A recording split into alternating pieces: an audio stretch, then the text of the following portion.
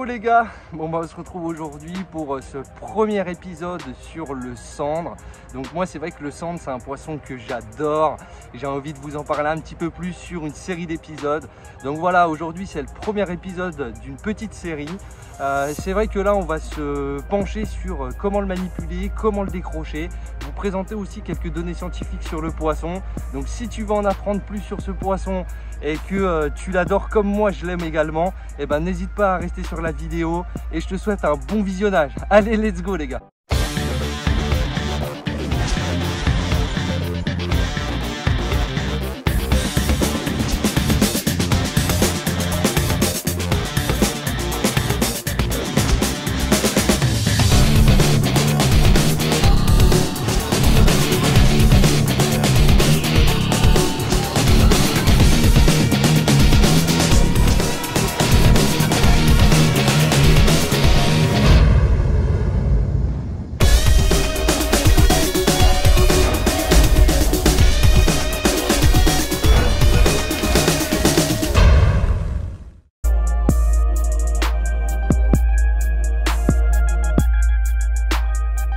Les gars, pour commencer mon sujet, c'est vrai que moi je me suis dit que la manière la plus intéressante c'était de vous parler un petit peu de données scientifiques. Alors moi aujourd'hui je suis allé sur différents sites internet, des choses pour moi voilà, où il n'y a pas de doute à avoir, c'est certifié par des organismes étatiques, etc. Et puis finalement j'ai trouvé un certain nombre de choses. C'est vrai qu'aussi je me suis basé sur une vraie histoire de pêche, donc c'est quelque chose, un concept que j'avais créé il y a quelques années en arrière. À l'époque là j'étais sous No Limit Carp Fishing et donc c'est vrai que l'idée c'était de présenter un poisson, par exemple le sandre, et son cousin comme par exemple le doré au Canada. Et donc c'est vrai que j'avais fait ce sujet là.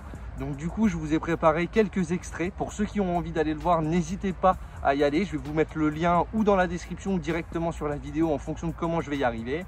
Mais voilà, l'idée c'est de lancer la vidéo déjà sur un aspect scientifique et puis ensuite on se reverra avec un poisson dans les mains sûrement.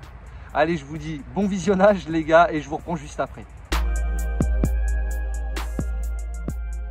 Le mot sandre, dérivé du nom allemand Zander, lui-même dérivant du mot Zahn, qui signifie dent, faisant probablement référence aux deux paires de canines proéminentes de cette espèce.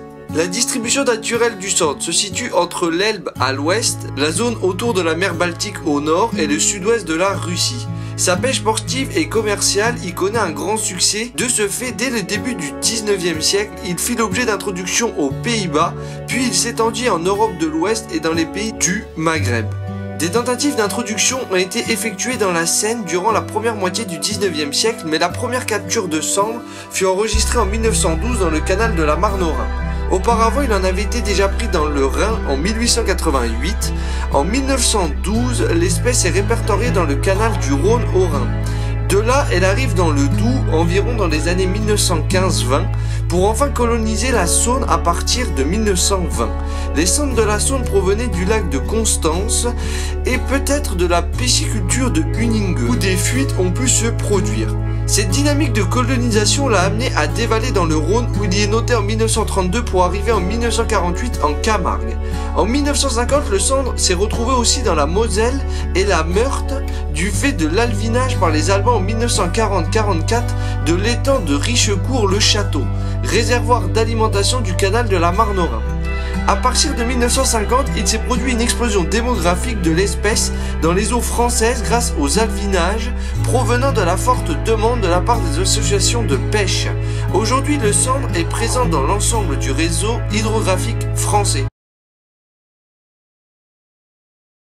La vision du sandre a fait couler beaucoup d'encre car il possède une rétine qui réfléchit la lumière et beaucoup plus de cellules réceptrices pour la vision du noir et blanc, c'est-à-dire la vision nocturne.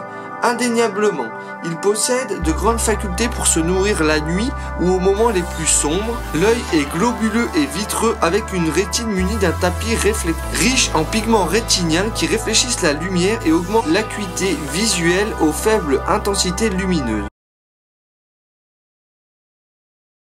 Lors de la reproduction, le cendre se dirige vers des frayères. La reproduction se fait généralement sur un sol dur, sableux et graveleux et dans un milieu peu profond, environ de 1 à 3 mètres. Lorsque vient le moment de la reproduction qui s'étale d'avril à juin en moyenne, le cendre mâle va construire un nid de 0,5 à 1 mètre de diamètre et va attirer sa femelle qui va féconder la pompe.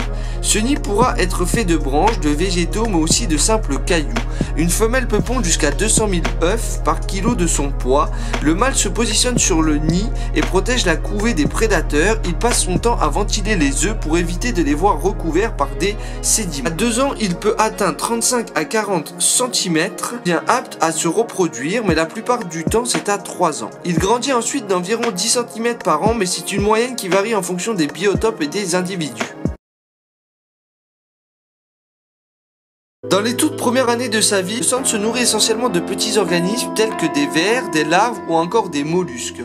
Ce n'est que plus tard qu'il s'intéressera à des poissons de plus grosse taille. À côté de cela, les proies mortes auront de plus en plus d'importance dans son alimentation. Il est vrai que son gosier est particulièrement étroit, cependant cela ne l'empêche en rien d'engamer des proies de belle taille. Il préférera tout de même des poissons dont la taille est comprise entre 5 et 10 cm.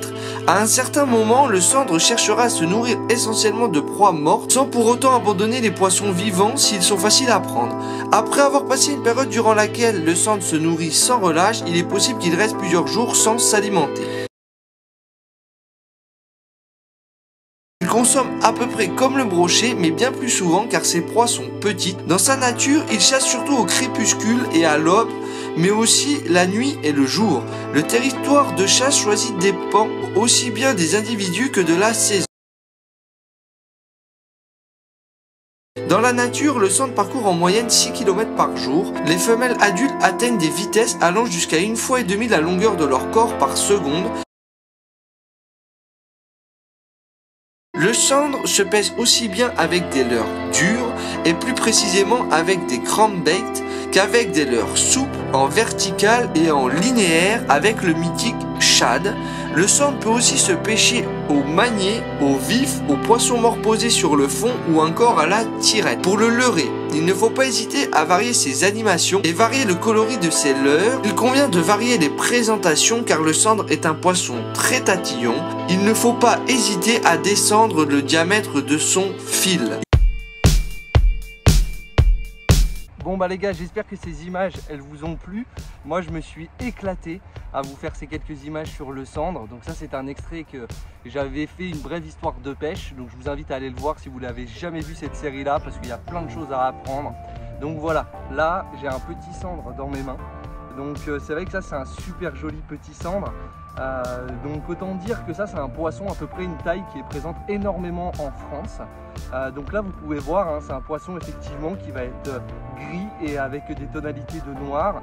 Vous pouvez voir les belles dorsales qui sont juste magnifiques. Effectivement le cendre a cette réputation de vampire avec 2 dents au-dessus et c'est vrai que vous pouvez voir également les petites dents juste là. Donc il ne va pas hésiter à s'attaquer à différents types de proies, des écrevisses, comment dire, des petits poissons, etc. Donc une taille à peu près moyenne pour la France. Donc voilà, c'est des super poissons, moi j'adore ça, j'adore aller les traquer. Alors c'est vrai, comme vous l'avez vu, c'est vrai que le cendre, ça c'est un poisson donc, qui est originaire d'Europe de l'Est. Qui est arrivé donc avec l'action de l'homme, mais c'est vrai que c'était un poisson qui avait une presse juste dégueulasse dans les médias français. Alors il a réussi avec le temps et je pense surtout grâce à l'aspect culinaire justement à se faire une place parmi nous.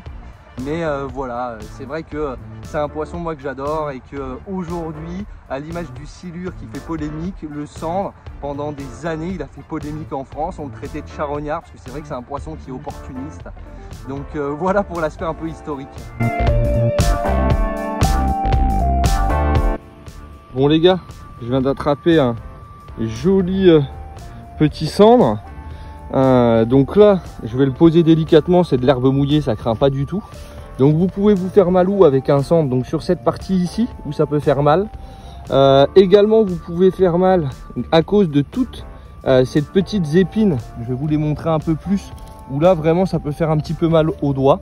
Et donc c'est vrai que quand vous attrapez un cendre, il faut vraiment le saisir par ici. Voilà, comme ça vraiment vous allez, s'il bouge, vous allez éviter de vous prendre différents, que ça soit ses nageoires et ses pectorales, etc. Et donc là, voilà, vous l'anesthésiez aussi un petit peu. Imaginons, là, j'ai mon leurre qui est dans la gueule, bah voilà, hein, je peux le décrocher et prendre mon temps pour le décrocher. Donc voilà, vous prenez-le comme ça et vous verrez, vous allez éviter de vous blesser. Et ça, c'est ce qui est hyper important. Et en plus, vous allez prendre soin du poisson aussi au passage. Au niveau donc de la manipulation, là, vous voyez, hein, j'ai mis... Donc la main, je l'ai clenchée ici. Donc là, je maintiens vraiment le poisson. Il risque pas de se blesser. Je risque pas de me blesser. Ici, vous allez prendre le pouce pour vraiment le bloquer. Et là, vous allez ramener du coup sa queue ici. Et donc là, ça vous fait une super présentation. Vous lui cassez pas la mâchoire. Il est très bien. Et surtout, quand vous prenez la photo, ne prenez pas trop votre temps parce que sinon, voilà, c'est un poisson, il peut vite claquer. Donc à un moment donné, vous prenez une photo assez rapide, boum, et vous le remettez à l'eau le plus rapidement possible. Donc voilà, moi j'adore ce poisson, c'est vraiment un poisson, je crois qu'il me fascinera toujours.